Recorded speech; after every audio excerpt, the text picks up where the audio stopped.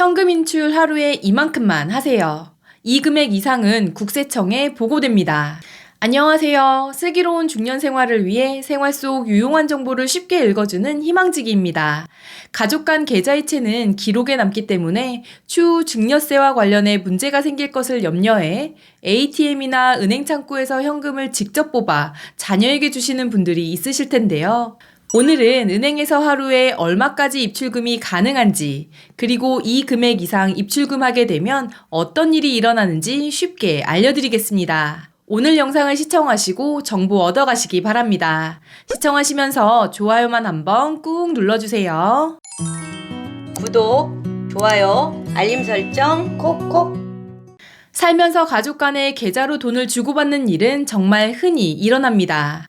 계좌이체는 몇 월, 며칠, 몇 시, 몇 분에 누가 누구의 계좌로 얼마를 보내는지가 다 기록에 남기 때문에 1,000만 원을 보내든 1억 원을 보내든 특정 기관에 보고되는 내용은 없습니다. 하지만 현금 입출금은 그렇지 않은데요. 현금은 꼬리표가 없기 때문에 하루에 1,000만 원 이상의 현금을 입금하거나 출금하는 경우 거래자의 신원, 거래 일시, 거래 금액 등 객관적인 사실이 금융정보분석원에 자동으로 보고됩니다. 이것을 고액현금 거래 보고제도라고 하는데요. 더구나 최근엔 보이스피싱으로 인한 피해를 막고자 출금에 대한 절차가 더 강화되었는데요. 은행 창구를 통해 500만 원 이상의 현금을 찾을 경우 창구 직원의 요청에 따라 맞춤형 문진표를 작성하고 1,000만 원 이상일 때는 은행 책임자와 상세한 면담을 하셔야 합니다. 개인적인 이유로 현금을 인출하는 경우에도 현금 사용 출처를 자세히 밝혀야 하니 프라이버시 침해가 아닌가 하는 생각이 들기도 하지만 정확한 사유를 밝히지 않으면 은행에서 지침에 따라 경찰에 신고까지 할 수 있기 때문에 이 점 잘 알아두시기 바랍니다. 그럼 지금부터 어떤 경우에 현금 입출금 거래 내역이 금융정보원에 보고되는지 자세히 알려드리겠습니다. 첫 번째, 입금과 출금은 따로따로 적용합니다. 같은 날 국민은행에 500만 원을 입금하고 국민은행에서 600만 원을 출금했어도 입금과 출금 각각 1,000만 원이 되지 않기 때문에 보고되지 않습니다. 둘째, 은행별로 각각 1,000만 원 한도가 적용되는데요. 아침에 국민은행에서 900만 원을 출금하고 그날 오후에 신한은행에서 900만 원을 출금했다면 각각 다른 은행이기 때문에 보고되지 않습니다. 세 번째, 은행 창구를 통한 입출금과 ATM을 통한 입출금은 합해서 계산합니다. 국민은행 창구에서 500만 원을 출금하고 국민은행 ATM기로 500만 원을 추가로 출금했다면 합한 금액이 1,000만 원 이상이므로 보고 대상이 됩니다.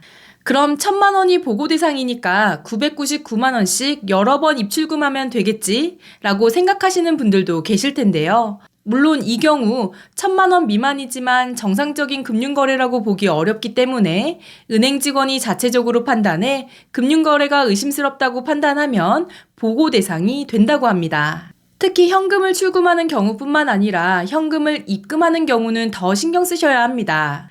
매출 신고를 하지 않고 현금으로 받은 돈을 입금하는 등의 경우처럼 세금을 내지 않는 돈이라고 볼 여지가 있기 때문입니다. 참고로 ATM을 통한 입출금 한도는 은행별로 조금씩 차이가 있는데요. 국민은행을 기준으로 말씀드리면 먼저 출금의 경우 ATM에서 카드나 통장을 이용해서 출금하실 경우 1회 한도가 현금은 100만 원, 수표는 600만 원이고 현금과 수표의 1일 한도는 600만 원입니다. 그리고 무통장이나 무카드 출금의 경우 현금 수표 모두 1회 100만 원까지만 가능합니다.